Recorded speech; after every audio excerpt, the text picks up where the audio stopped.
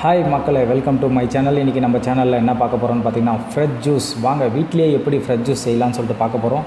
அதுக்கு தேவையான பொருட்கள் நம்ம ஒரு மாதுளை எடுத்திருக்கோம். இன்றைக்கி இந்த மாதுளை தோல் உரித்து பழம் மட்டும் எடுத்திருக்கோம்.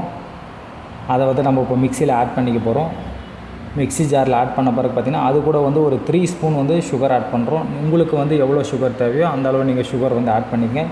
சுகர் ஆட் பண்ண பிறகு பார்த்திங்கன்னா ஒரு 2 மினிட்ஸ் நம்ம பார்த்திங்கன்னா இப்போ கிரைண்ட் பண்ண போகிறோம். கிரைண்ட் பண்ணி முடித்த பிறகு பார்த்திங்கன்னா இது கூட நம்ம 1 கப்பு பால் எடுத்திருக்கோம். அந்த பால் ஆட் பண்ண போகிறோம்.